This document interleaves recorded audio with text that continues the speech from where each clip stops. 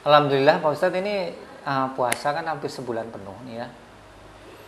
Cuman ini yang menjadi pertanyaan ini di penghujung Ramadan akan berakhir ini, apa ya, jadi kita itu bagaimana ya untuk merasakan bahwa puasa kita ini diterima oleh Allah, seperti itu bagaimana Pak Ustadz? Jadi kadang-kadang kita aduh diterima apa enggak ya, ini perasaan ada yang kurang kurang apa ya, kurang pas kayak gitu, atau ada apa namanya, ya kita butuh keyakinan lah. Jadi yang membuat kita yakin kita diterima puasanya pada Ramadan kali ini apa, Ustaz? Baik, Bismillahirrahmanirrahim.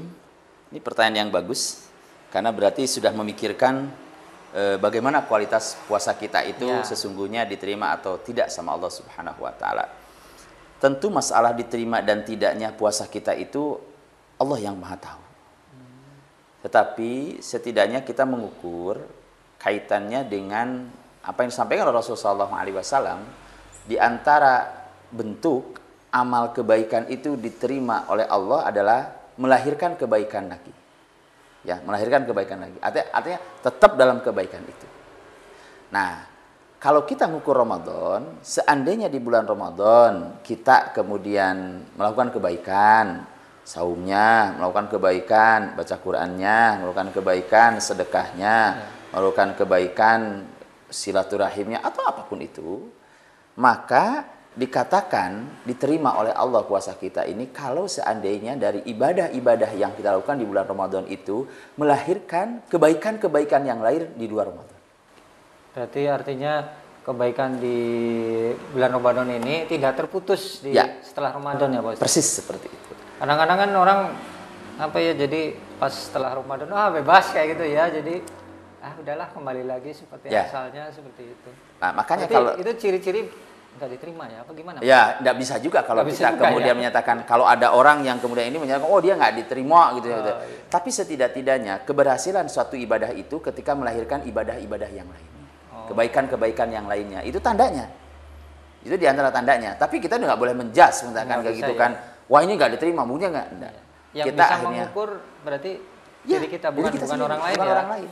Karena masalah ibadah kan nggak tahu. Iya. Panjenengan seumpamanya saum Ramadan, setelah Ramadan ternyata panjenengan Senin Kemis, kemudian mungkin ngaji, Daud atau apa, baca Quran. Pokoknya di antara tanda kebaikan yang kita itu diterima itu ketika melahirkan kebaikan yang lain juga, kebaikan-kebaikan yang lain. Maka itu mudah-mudahan tanda kebaikan itu diterima oleh Allah Subhanahu Wa Taala.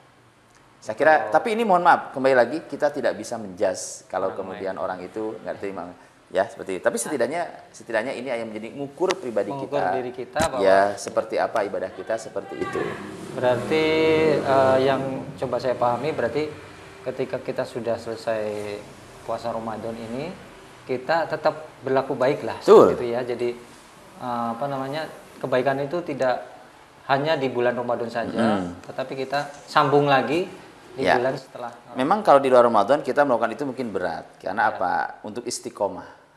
Untuk semua itu berat. Maka kita katakan supaya kita bisa istiqomah dalam kebaikan itu, yang pertama kita harus mencari tentang keutamaan ibadah itu. Cari keutamaan.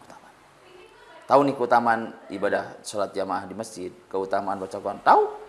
Setelah tahu keutamaan, yang kedua adalah bagaimana kita mencari lingkungan yang mendukung kita untuk itu. Setelah itu apa? Setelah itu kita bermunajat kepada Allah dengan hantaran doa. Maka mudah-mudahan dengan 3 itu, kegiatan Ramadan itu, Syawal selanjutnya itu, maka tertata dengan baik.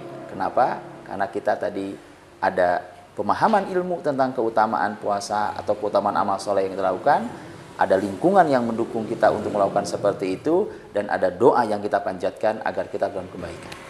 Berarti titik beratnya itu jangan putus kebaikan setelah bulan Ramadan. Insya Allah kita puasanya diterima ya Pak Ustadz. Ya, insya Allah.